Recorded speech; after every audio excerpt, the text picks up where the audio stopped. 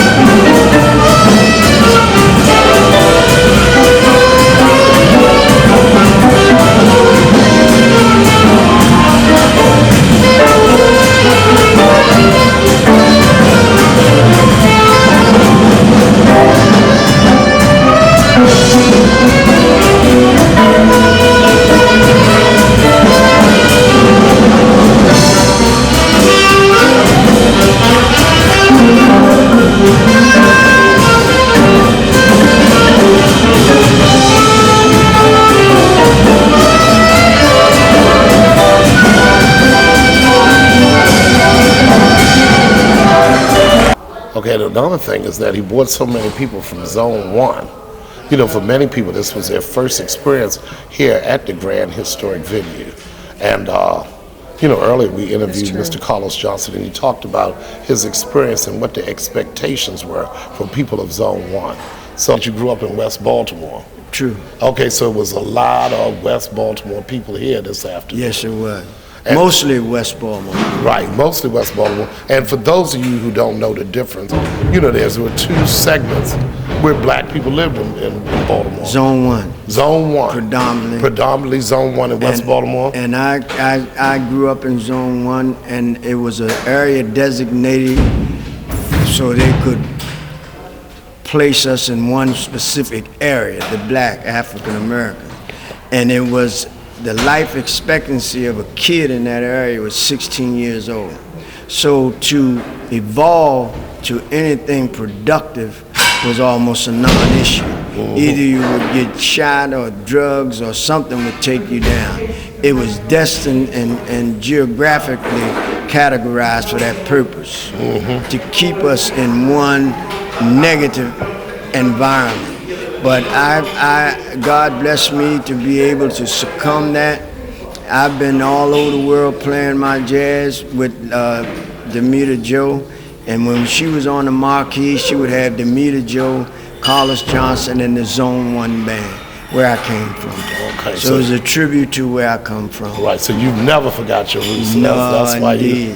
You saw them here. They were my roots. Right, I was Yeah. and so we definitely can appreciate that. Thank you Then, so that's one of the things my company does is to highlight our roots. Right. It's And so, very right. important because it goes unheralded.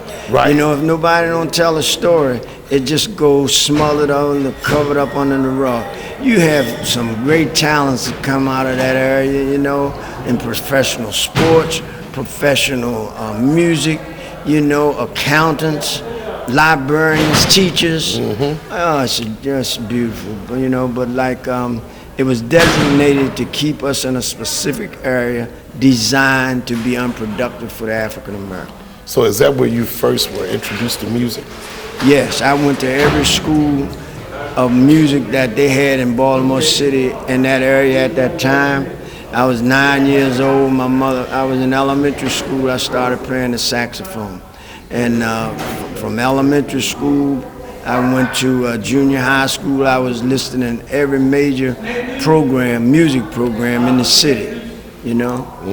Yes, indeed. I wanted to become a musician. Okay. I'm happy to be here this afternoon with Carlos Johnson, who was the star here at Jazz at the Grand. Now, Carlos, this was the fourth of a series of concerts that we've had here at the Grand Historic Venue. And according to all the attendees today, this was the best show ever. Well, thank you, Tom. Okay. Thank you. It was a wonderful audience. I mean, you see all genres and ages. Ladies with the canes. Did you see ladies come with the walking canes? They have been my following throughout the years. They were loyal fans and they love jazz. This was a wonderful afternoon for everyone, you know.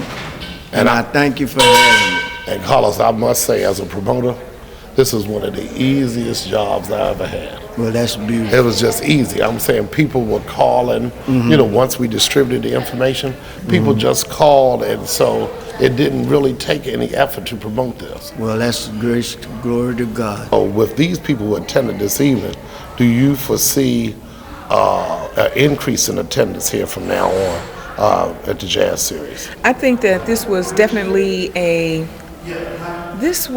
christening moment for the Jazz Series in terms of really touching the core of the community. And I think that, you know, Zone 1 was liberally and generously represented.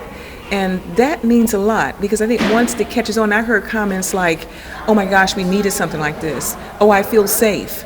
What a great thing to do. And just people seeing other people that they hadn't seen in quite a while who've been on the jazz scene with them, experiencing this genre firsthand over the last, 40 years or so? And so it was really a homecoming.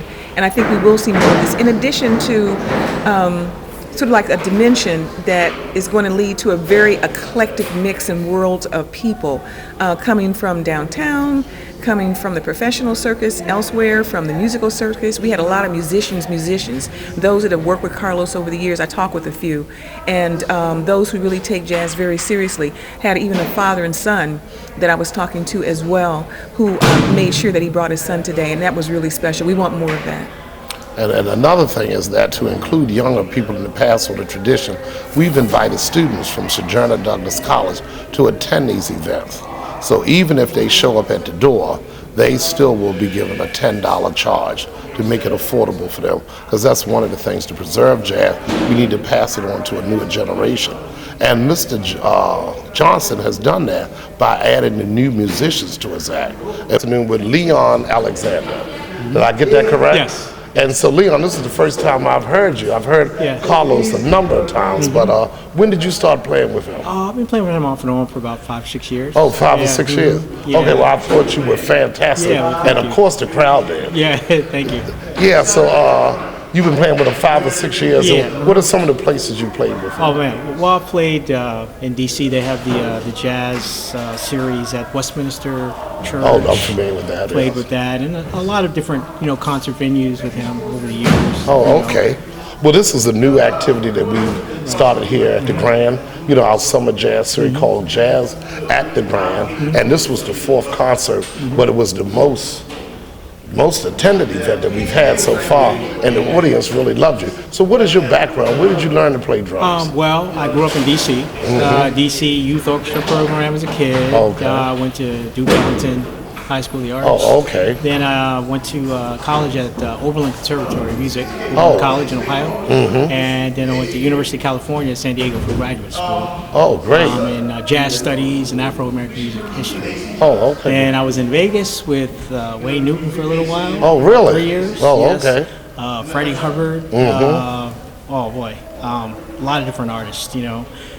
Then I played steel drums in college, and I got a job in the United States Navy Steel Drum Band in New Orleans, and traveled around the world playing steel drums in the Navy. And then I was slated to be the head percussion instructor at the Armed Forces College of Music in Norfolk. And now I'm the head, one of the percussionists at the United States Navy Band in D.C. Oh, great. Washington, D.C. So that's, you know, my background. Oh, I'm back wonderful. home in D.C. Well, how did you meet Carlos? Carlos, we met through a mutual friend who suggested, hey, you need a drummer. And here's a great drummer. He plays big band, plays old jazz, everything. So he had me come out one night and sit in, and it was history. Okay. Well, what did you think about our Baltimore audience? Well, I loved it. I love coming over here and playing because, you know, my parents my father's a musician and grew up in the D.C., Baltimore area playing music. But there's just something about the energy here still for live music.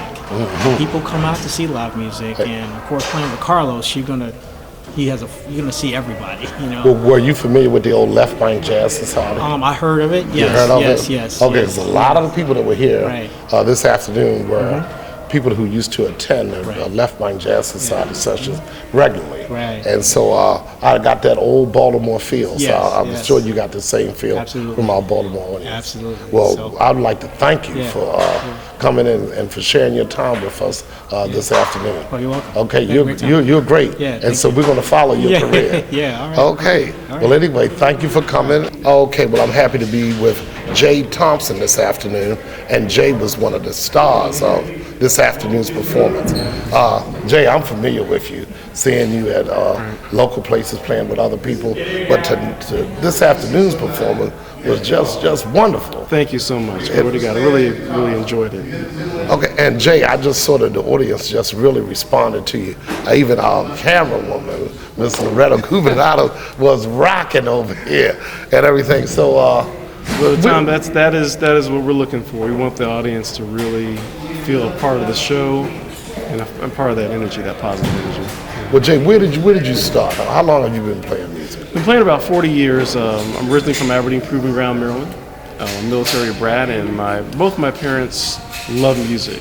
And very kind of eclectic type of household. My mother is from Missouri, and so she grew up listening to gospel and bluegrass and country and classical. My dad is from South Carolina, and he loved jazz and blues.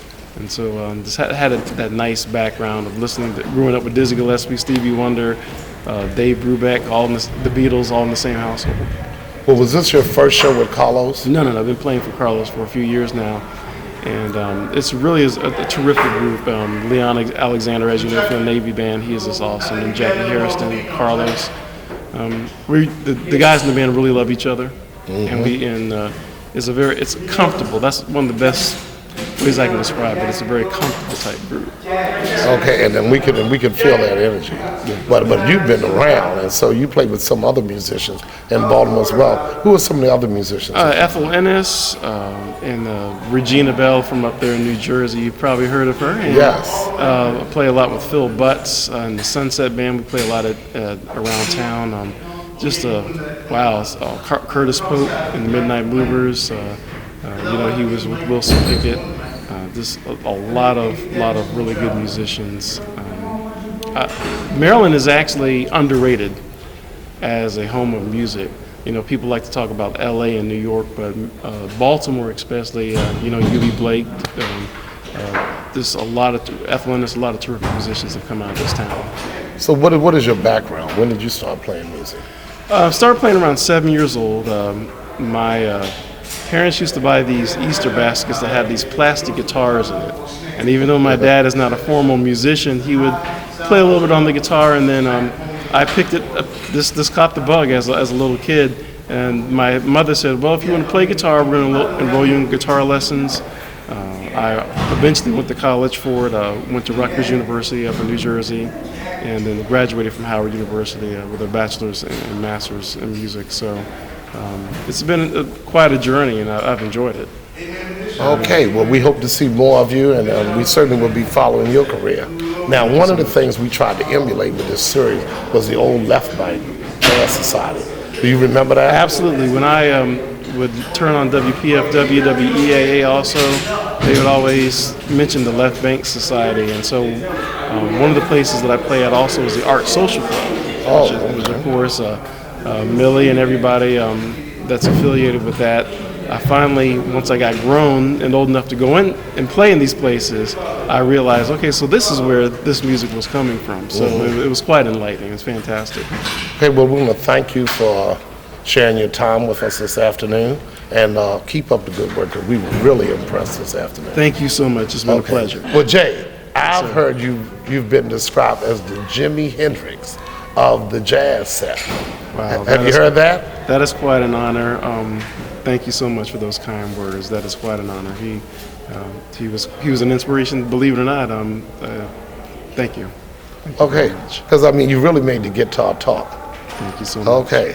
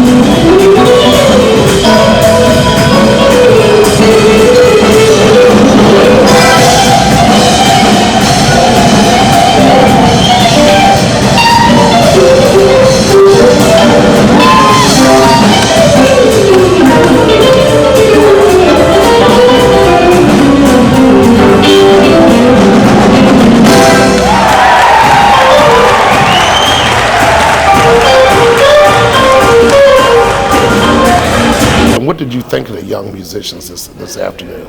I thought I thought that they were superb. I thought they just sort of captured the feeling, and there seemed to be this kind of seamless synergy that was evident in every set. It was just, they just blended so well, and I think the people appreciated that.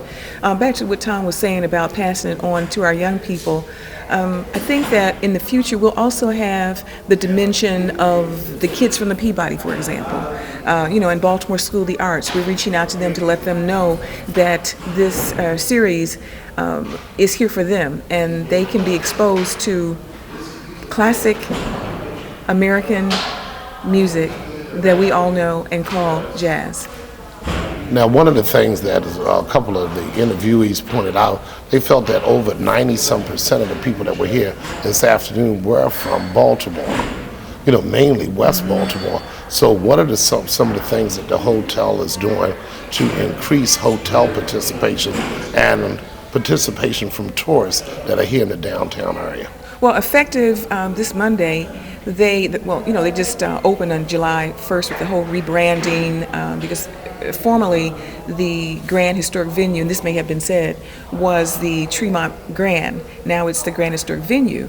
And then on the St. Paul side, it was, for 30 years or so, the Tremont Plaza Suites, and now it's the Embassy Suites, downtown Baltimore, Hilton chain.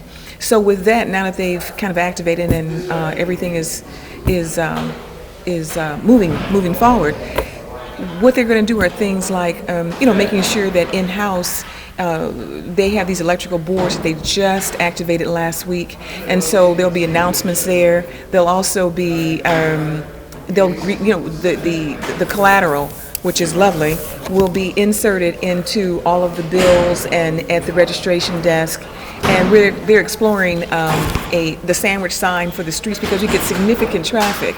So all of this is going to take place. It's going to activate this actually tomorrow, and moving forward. The marketing department also coming up for Warren Wolf on the 11th and for Herman Burney Ministerial Alliance on the 18th of August are going to invite, sort of like the leadership of the city to come and experience it so that it can be introduced at that level, and then they can trickle it down to their networks and their staffs and family throughout the community.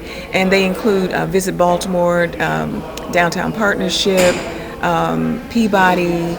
There's a list of about, I think, 25 organizations that they're going to invite to observe a performance. So we're looking forward to that, and just to start to penetrate the concierge community, start to penetrate all areas and all worlds here that kind of overlap and can help us to saturate the market with the news that Baltimore has found a new jazz home, a new home for jazz. Okay.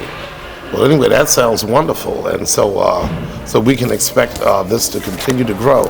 And so, Jazz at the Avenue, this is just a wonderful event, and we'd like to invite everyone here to Jazz at the Grand. And the series will run until August the 25th.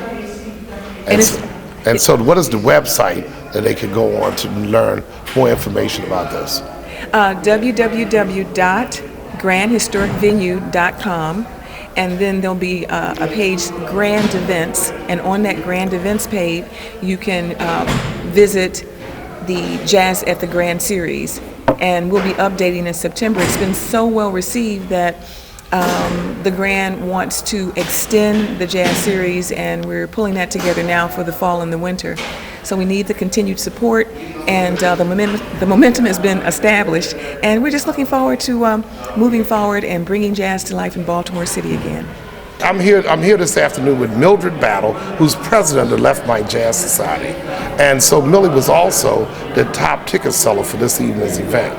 And she's attended most of the events that have been a part of the summer series, Jazz at the Grand. So what did you think about the concert this afternoon? It was fantastic. Of course, all of Baltimore loves Carlos Johnson, and they came out to support him today, and I was really pleased with the crowd. And he always gives a good show. He never disappoints you. I loved it. So was it easy to sell tickets for this show? Oh, no doubt. My phone was ringing off the hook. I mean, right up to the end. People that are angry with me today because they couldn't get tickets. And how long have you known Carlos? I have known Carlos since we were teenagers. We grew up in the same neighborhood. We hung out with the same people. I love him. So what neighborhood was that?